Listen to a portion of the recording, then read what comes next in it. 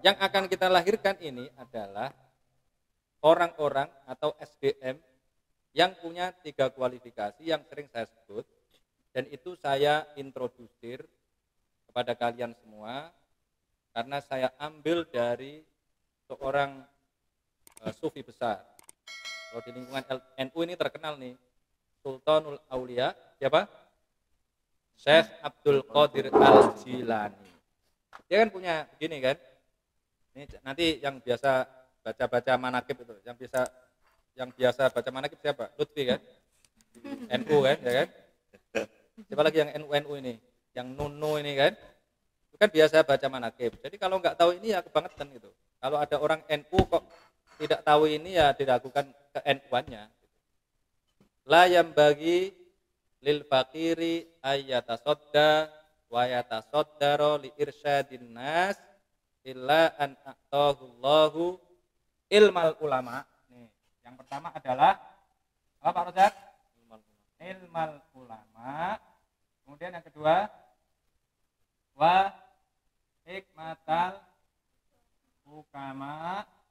Kemudian yang ketiga adalah wa siyasatal mulu. Artinya jelas ya, harus punya kapasitas keilmuan para ilmuwan. Kemudian yang kedua harus punya kebijaksanaan para hakim. Ini kalau mau kita artikan hikmah itu kebijaksanaan, hukama ini hakim yang kalau di negara demokrasi itu artinya adalah lembaga yudikatif, berarti ya hakim. Tapi kalau mau kita artikan hikmah ini sebagai apa? Filsafat, kebijaksanaan, filosofia itu berarti kebijaksanaan para filosof. Hukama di sini artinya para filosof. Wasiyasatal muluk dan kemampuan politik para penguasa, para raja. Ya, kalau sekarang ya politisi lah, gampangnya gitu. Tapi kalau saya saya setuju nih, ya. Tetapi dalam konteks sekarang ini harus kita sempurnakan. Ya, kita itu kan harus ATM, ambil, tiru, modifikasi. Nah ini kita modifikasi nih. Ini sudah dahsyat ini. Pada zaman dulu ya top banget ya. Ilmu ulama jelas kita harus pertahankan ini, bahwa kita ini harus melahirkan orang-orang yang nanti itu bisa mengajarkan ilmu para nabi, ilmu dari Allah Subhanahu wa taala. Syaratnya apa? Kalau kita ini syaratnya harus hafal Al-Qur'an. Enggak bisa disebut dengan ulama kalau tidak hafal Al-Qur'an gitu loh. Maka kamu harus bekerja keras untuk melahirkan anak-anak yang hafal-hafal Al-Qur'an, karena semua ilmu itu ada di dalam Al-Qur'an. Motivasinya ada di dalam Al-Qur'an. Motivasi untuk menguasai teknologi ada di dalam Al-Qur'an. Jadi saya yakin betul kalau mereka paham Al-Qur'an dengan baik, ya maka mereka akan menguasai ini yang namanya ilmu ulama. Yang kedua ini hikmatul hukama, karena saya ini ya sudah berkecimpung lama di dunia politik, jadi tahu apa yang diperlukan ya, dalam mengarungi kehidupan yang akan datang. Kalau saya melihat ini, kalau orang punya ilmu, ilmunya benar gitu, berasal dari Al-Qur'an, maka dia akan menguasai hikmah. Karena di dalam Al-Qur'an itu banyak sekali kebijaksanaan. Ya. Maka yang kedua ini bukan saya coret, tapi ini biarlah menjadi simpanan kita. Tapi saya ganti menjadi apa? Wa amwalal agniya. Kurang satu. Jadi harus kaya. Jadi kalau orang berilmu nggak punya duit ya nggak bisa ngapa-ngapain. Bahasa saya ini logika ini. Punya logika tapi nggak punya logistik ya macet tuh logikanya. Ya, jadi harus punya logika yang baik untuk mendapatkan ilmu yang baik. Apalagi kalau kita berbicara tentang bahasa ini ya, kita otak-atik gatuk. Nanti hikmah itu ketemunya ilmu itu. Karena hikmah itu adalah filosofia. Filsafat itu basisnya logika. Padahal logika itu berasal dari bahasa Yunani, logos. Logos itu artinya adalah ilmu. Ya, diartikan sebagai ilmu biasanya. Dan arti dasarnya adalah firman. Maka cocok itu, ilmu itu harus berbasis pada firman Allah Subhanahu wa taala. Jadi kalau tidak berbasis kepada firman Allah, zon. Kalau dalam bahasa Al-Qur'an itu namanya zon. Disebut misalnya di dalam surat An-Najm itu halaman kedua itu kan ada, ya kan? Itu zon aja. Jadi kalau tidak berbasis ilmu namanya zon, dugaan. Nah itu wa inna zonna la yughni minal haqqi syai'a. Dan dugaan itu tidak berarti sedikit pun bagi kebenaran. Enggak ada kebenarannya itu dugaan. Ya. Tapi ya kalau kalian harus menduga dulu kan, kalau nulis tesis, nulis disertasi kan harus ada dugaannya ya kan? Kau lihat proposalmu itu, proposal tesismu ada dugaannya kan? Ada asumsi ya kan? Ilmu ulama amwalul agniya. Kemudian yang ketiga adalah siyasatul muluk wal malak. Nah ini saya tambahi, tidak hanya siyasatul muluk tapi juga wal malak. Malak itu tulisannya bisa beginilah, wal malak. Siyasatul muluk wal malak, ya. Kapasitas politik para penguasa dan elit politik. Di dalam Al-Qur'an sering disebut itu. Wa qalal mala'u min qaumi Fir'auna misalnya. Kemudian Nabi Sulaiman kan juga pernah menyebutkan ya ayyuhal mala'u. Apa? Bukan, ya ayyuhal mala'u. Oh itu Balqis itu, ya ayyuhal mala'u aftuni. Oh, ya ayyuhal mala'u aftuni fi amri ma kuntu qati'atan amron hatta tasyhadu. Itu kan elit. Ya ayyuhal mal'u berarti elit politik itu. Pembesar-pembesar era Ratu Balqis. Kemudian Nabi Sulaiman juga bilang itu. Ayat setelah itu kan. Ya ayyuhal mala'u ayyukum ya'tuni bi arsyiha qabla ayyatuni muslimin. Qala ifritu minal jinni ana atika bihi qabla an taquma min maqamik dan seterusnya itu. Itu kan al-mala. Orang-orang dekat penguasa tertinggi itu. Nah, kalau kalian kan enggak mungkin jadi raja ya kan? Bukan anak raja kok. Bukan anak politisi juga. Ya, tapi bisa jadi politisi insyaallah. Tapi ini belum. Nah, kalian ini kalau ya guru rata-rata di Indonesia ini kalian menguasai inilah ya. Anggapannya begitu. Pak Kepala Sekolah ini belum menguasai yang ini nih. Masih kategori apa? Fuqara masakin. Masih harus latihan lagi ini. Sambil jadi kepala sekolah harus punya bisnis. Nanti harus punya greenhouse 100 gitu loh. Jadi nanti bisa ngajar murid-murid itu dengan gagah.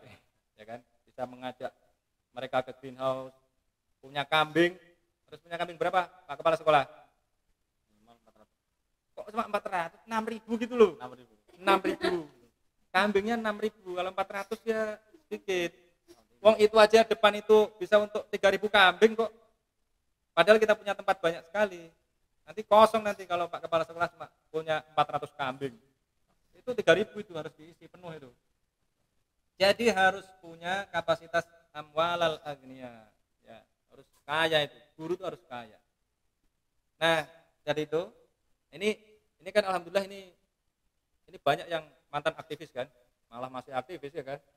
Alfi ini mantan ketua komisariat, ketua umum komisariat. Dewi mantan ketua umum Kohati ya kan, ketua umum Kohorkom. Itu apa? Ketua apa? Ketua Perlindungan Anak GPI Jawa Tengah ya kan. Jawa Tengah lo gak main-main itu. Mae apa? Wakil mana? Putri Jawa Tengah. Wah mantap betul. Sisi apa sisi? Sekum Kohati mana? Korkom. Sekum dong berarti. Oh era sekarang. Era setelah kamu. Susan? Bendahara Umum Kohati Korkom. Solihah apa Solihah? BPL. Batko. Ketua BPL. Anggota. Ya pokoknya Batko lah ya, bagian dari Kodam. Ya. Nah itu Ida Sekum Kohati Batko coba. Luar biasa. Nah ini modal. Eka apa Eka? Ketua Umum Komisariat Febi. Enggak canggih-canggih. Guru tapi ketua-ketua komisariat coba. Oh, itu kan sudah berpengalaman dalam mengelola organisasi. Bang Iji apa? Sekum apa? Sekum BPL. Sekumnya siapa? Farhana. Sekumnya Farhana. Bukannya kamu seniornya Farhana? Belum masuk pengurusan. Oh gitu. Bang Lutfi? Abid PTKP. Pernah jadi presiden ya kan? Itu wakil presiden gitu. Kemudian jadi suami istri ya kan? Iya, gitu. Bang Rosak gimana? Pernah jadi presiden Monas Institute. Pernah jadi ketua LBMI HMI cabang Semarang. Itu kan mantap itu. Jadi lantik belum? Enggak jadi. Waduh, gawat. Nah, itu sebenarnya itu adalah bagian dari pengalaman ini, siasatul muluk wal mala. Ya, dekat-dekat dengan elit lah gitu. Belum jadi politisi tapi dekat-dekat dengan elit. Ya. Alhamdulillah saya sudah mengalami semua. Ya kalau dikatakan ulama ya boleh-boleh lah, masa enggak boleh juga. Ya, kualifikasi akademik, ya saya pernah di pesantren, pernah di perguruan tinggi, ngajar di perguruan tinggi. Ya bolehlah disebut dengan ulama. Jadi punya pengalaman gitu loh. Ya. Kemudian hikmatul hukama kita ganti amalul agniya. Ya saya ini enggak kaya-kaya banget tapi saya bisa kerja. SMP aja sudah punya kambing 18 ya kan. Bang Rosak punya berapa? Nah makanya itu harus kita genjot, punya lele sekarang ya kan. Lele berapa itu lele? 3.000. Ya jangan gini-gini dong. Yang 3.000 sebentar lagi 30.000 gitu. Itu amwalul agniya. Tapi lele itu kalau 3.000 ya baru berapa itu? Satu lele harganya berapa? 2.000 kan paling kan? Baru 6 juta itu. Harus ya. Terus tingkatkan lagi secara eksponensial tuh lelenya itu. Ya. Kemudian siasatul muluk tadi itu. Jadi tinggal ini aja. Tinggal ini yang ya kalian kan masih muda, masih ada kesempatan lah untuk jadi orang kaya dan untuk menjadi guru beneran. Tetapi kalau untuk melahirkan guru-guru dengan kualitas ini nanti itu anak-anak kita itu sebenarnya kalian sudah cukup.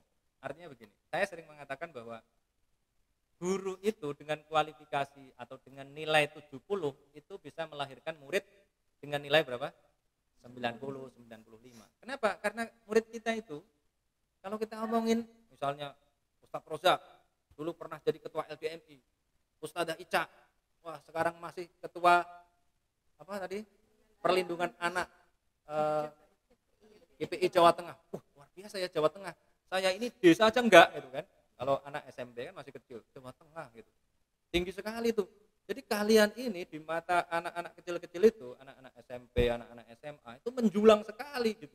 Tinggi sekali ya kayak kalian ketemu saya pertama kali lah. Dari kampung ketemu doktor gitu loh. Ya kan? Kan menjulang banget itu. Nah, kemudian tahu tiap hari tidurnya di lantai misalnya gitu. Ya agak turun derajat sedikit gitu. Nah, tapi enggak apa-apa, yang penting itu ya kita terus belajar meningkatkan kualitas ya. Kalau meningkatkan kualitas itu mau kita tidur di lantai, mau kita tidur di mana saja, nggak ada masalah gitu. Saya biasa kan melakukan itu, tidur di mana saja, tidur di mobil, tidur di sini, pokoknya tidur di dalam tenda. Saya ditanya sama Soleh, ini nanti kalau kamarnya penuh tidur di mana? Ya saya tidur di mana aja bisa, tidur di gorong-gorong juga bisa, tidur di tenda bisa, tidur di mobil ya biasa saja. Nah jadi dengan kualitas ini kita bisa berharap nanti itu kita melahirkan, kita punya ya orang-orang dengan kualifikasi yang saya menyebutnya ya ini insan kamil. Ya, kalau di organisasi kita itu disebut dengan insan cita, ya ini insan kamil ini. Dan Nabi Muhammad ya begini ini, ya Nabi Muhammad. Tapi kalau kita lihat itu yang dahulu, yang dulu ini, dia kaya dulu, ya kan? Kaya dulu apa berilmu dulu? Kaya dulu, karena Nabi Muhammad itu ilmunya adalah wahyu. Nomor 1 kaya dulu. Tapi kalau kalian kan ya sudah terlanjur kuliah, pasca sarjana semua ya harus ini dong kualifikasinya betul-betul dipenuhi. Ya karena kenyataannya belum kaya, ya harus berusaha lagi gitu agar jadi yang kedua ini. Nah, saya berharap guru-guru yang ada di sini tidak berhenti menjadi guru karena kalian nanti harus jadi pejuang pendidikan. Caranya bagaimana ya? Tidak hanya pejuang pendidikan, tapi terutama ya. Nanti misalnya jadi anggota DPRD mana? Pak Rozak. Banjarnegara. Ya janganlah DPRD Jawa Tengah itu. Cari partai apa? Partai baru atau partai lama? Baru. Partai inilah, partainya apa? Ya PDI Perjuangan boleh lah. Partainya PDI Perjuangan aja. Ini yang mbah-mbahnya P3, PKB, ya kan? Saya udah PAN. Nah itu masuknya PDI Perjuangan aja. Kenapa? Yang P3 sudah banyak kiainya, PKB banyak kiainya, PAN sudah banyak orang Muhammadiyahnya. Ya. PDIP ini yang masih jarang ini kiai-kiainya. Nah ini calon-calon ulama ini yang nanti harus mengisi agar bisa mentransformasikan gagasan-gagasan keislaman di Partai Demokrasi Indonesia Perjuangan yang. Nah ini mungkin juga gagasan yang aneh, tapi ya nggak apa-apa. Kita itu punya pikiran yang aneh nggak apa-apa. Yang penting logik gitu. Ya. Karena kan kita ini orang independen, tidak bergantung pada siapapun. Kita mandiri secara intelektual dan mandiri secara finansial. Kita melakukan semuanya ini ya kita gagas sendiri, kita diskusikan seperti ini ya kan, nggak minta pertimbangan siapapun karena kita merasa bahwa visi kita cukup, alhamdulillah. Gitu. Kemudian kita nggak minta sumbangan, nggak mengajukan proposal kepada siapapun, bahkan ke pemerintah aja enggak. Gitu.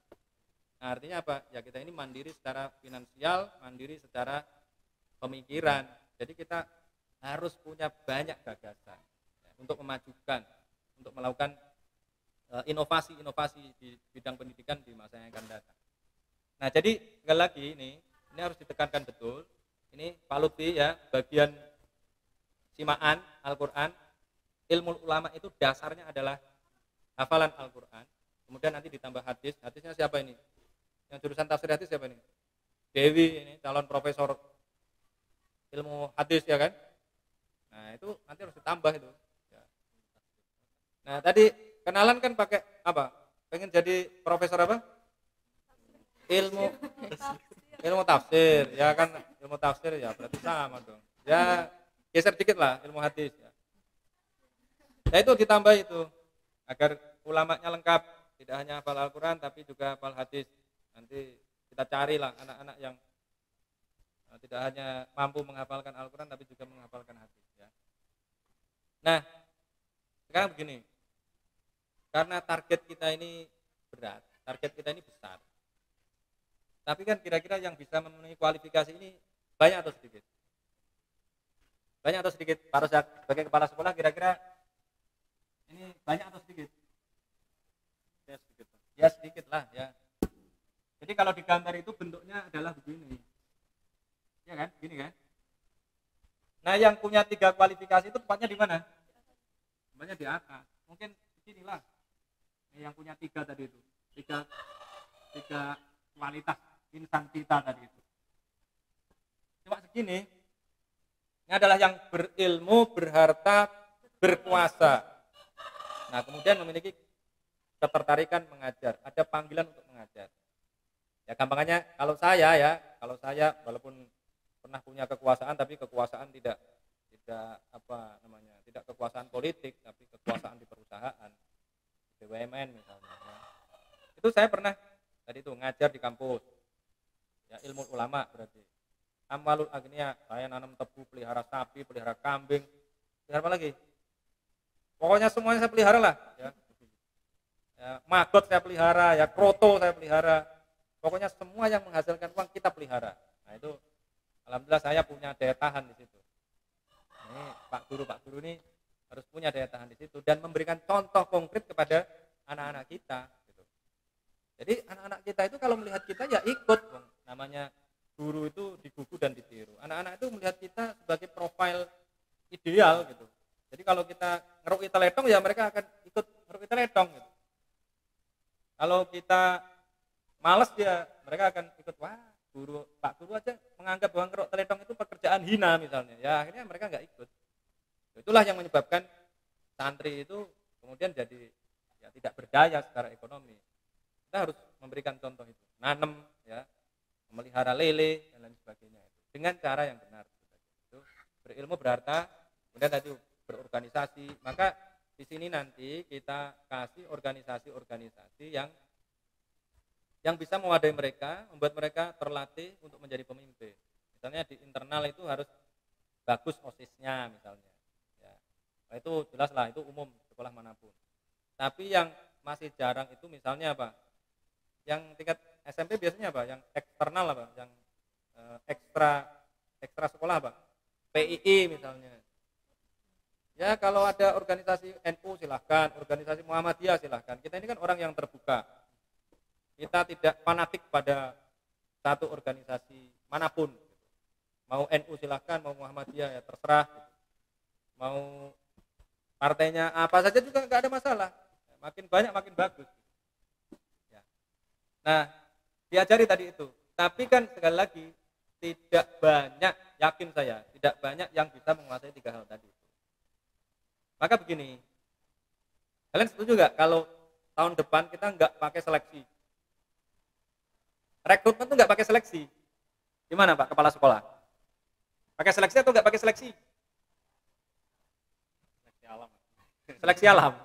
Jawabannya aman itu, pakai seleksi alam. Kalau seleksi alam berarti pakai seleksi apa enggak? Enggak pakai seleksi. Pak Ice gimana? Pakai seleksi atau seleksi alam? Seleksi alam. Lah iya berarti seleksi alam berarti. Ya, enggak pakai seleksi berarti. Setuju enggak Ibu Ica? Enggak pakai seleksi. Harus siap dengan anak dengan berbagai macam model. Setidaknya yang normal memang ada. Ya gitu, yang bisa dikendalikan. Tapi banyak loh orang-orang yang kemudian sukses dan menemukan sesuatu yang besar itu tadinya itu misalnya dia autis misalnya.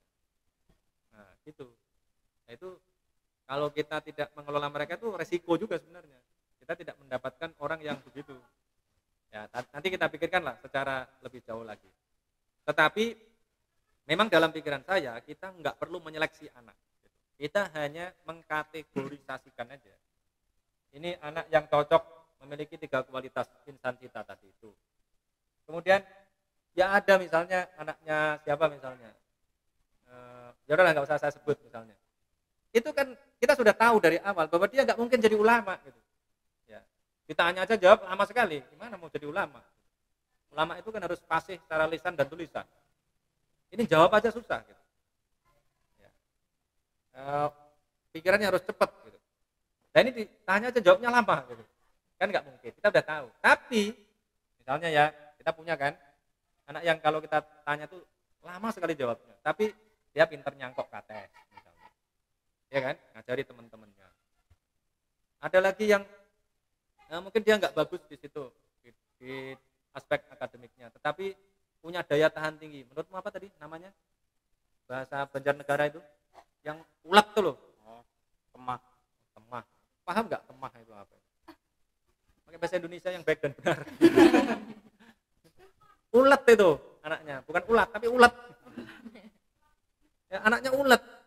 Nah, yang begitu-begitu itu mungkin nanti nggak jadi ulama, tapi jadi orang kaya. Nah, caranya bagaimana? Diajari bekerja dengan benar. Ada yang orang yang ulet tahan gitu, tapi melakukan sesuatu yang nggak benar jadi salah terus kan, akhirnya bangkrut terus. Nah, kalau bangkrut terus kira-kira gimana? Masih ulet apa enggak? Yakin itu lama-lama putus asa juga. Maka kita membutuhkan orang-orang yang punya kemampuan untuk melatih, misalnya Rofik gitu. Ya, Rofik itu harus kita kasih ruang yang luas untuk melatih anak-anak itu bekerja dengan baik.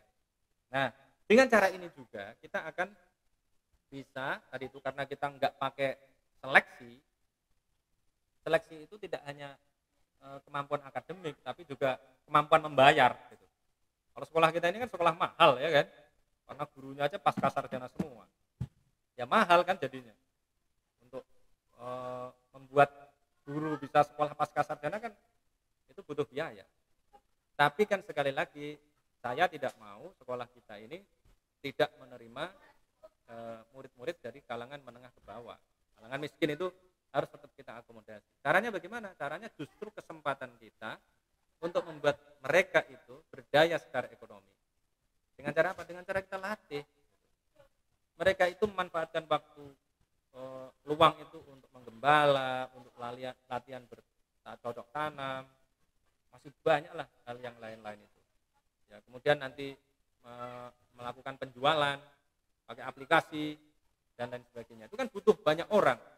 Nah, justru dengan cara inilah kita bisa mengubah paradigma anak-anak miskin yang tadinya beban itu menjadi aset kita. Gitu.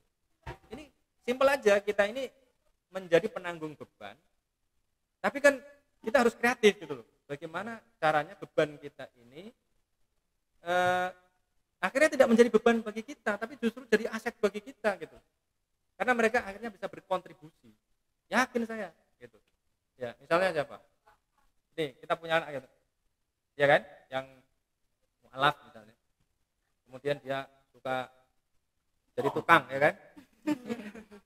Iya toh? Kita lihat dia tekun sekali di situ. Mungkin jadi ulama juga enggak itu nanti itu, tapi dia tekun di situ. Dia menguasai perkayuan.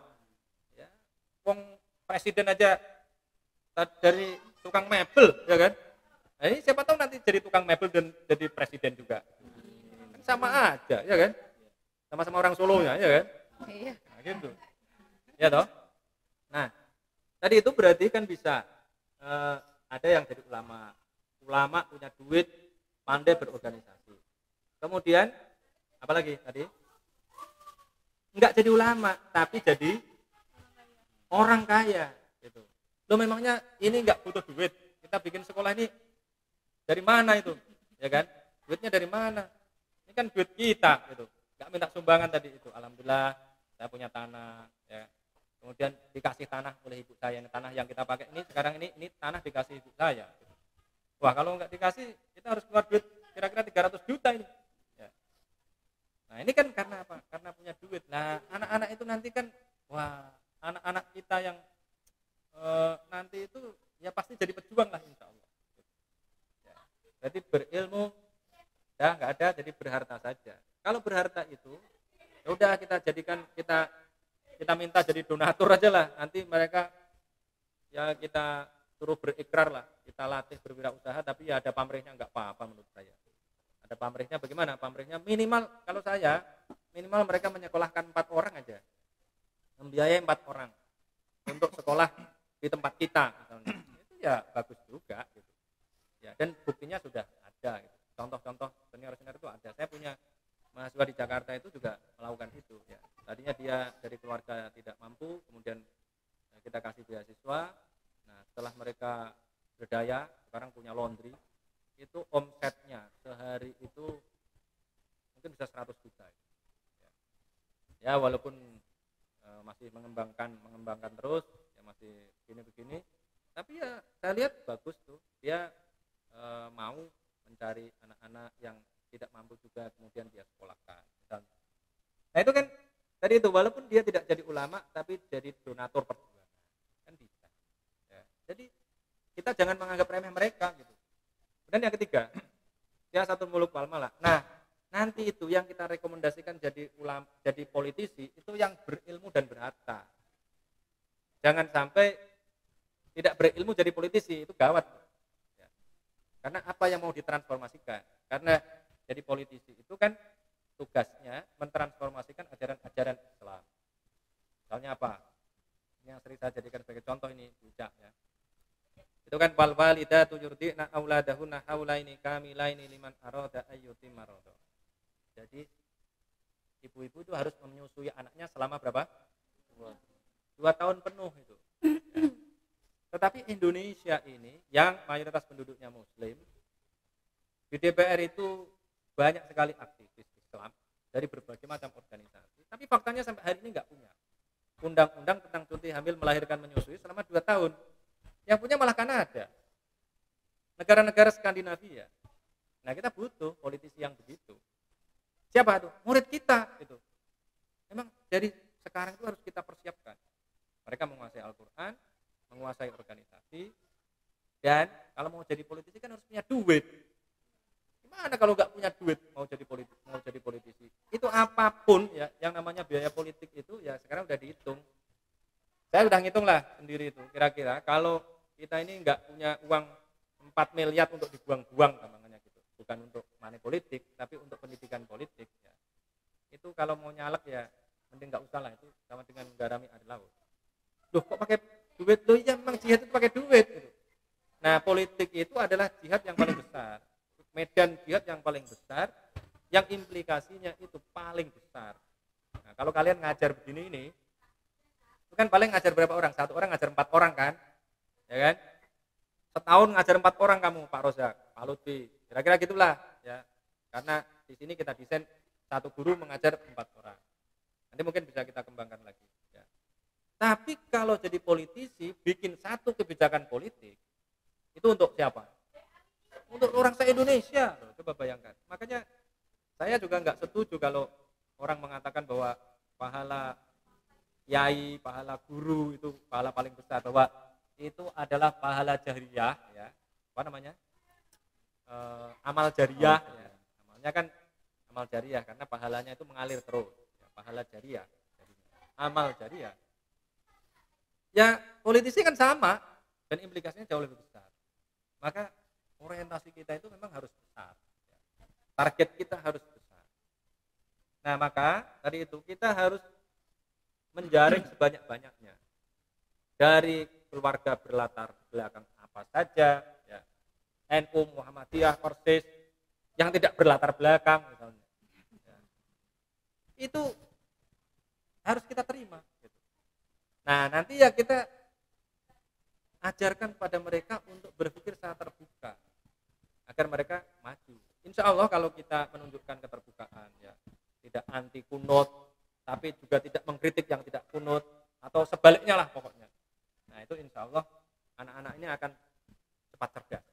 Tapi kalau kita itu menjadi orang yang sangat tertutup, fanatik, yakinlah bahwa mereka akan menjadi anak-anak yang susah untuk cerdas. Dan kalau sudah keluar dari lingkungan kita, mereka akan menganggap kita ini adalah orang katrok. Gitu.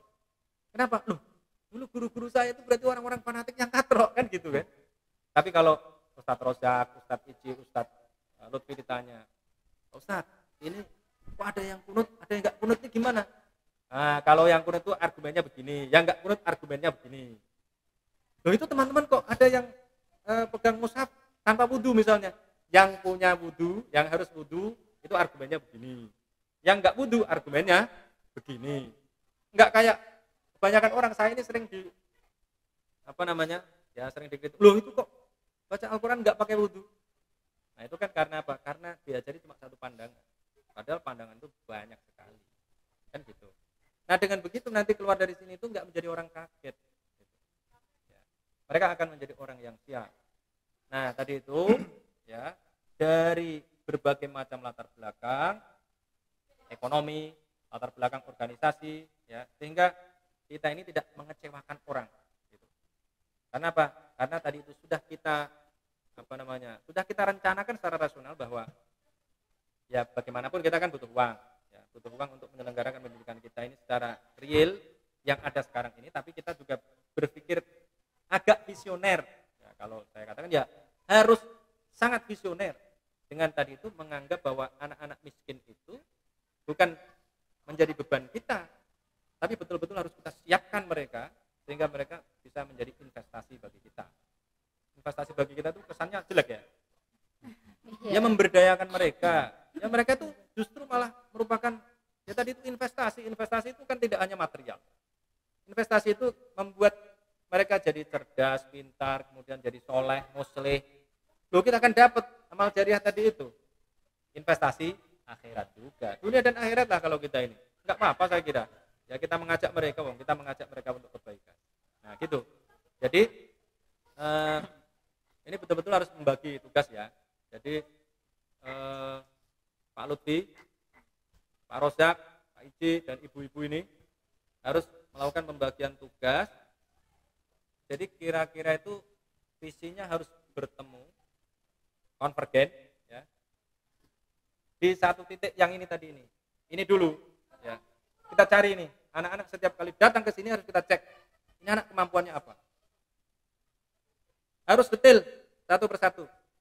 Jadi gampangannya yang sering saya bilang itu, kita harus mengidentifikasi anak ini, anak yang baru masuk itu bebek atau tupai, atau burung, atau ular. Kalau tupai, jangan kita suruh terbang. Ya kacau balau, ya kan?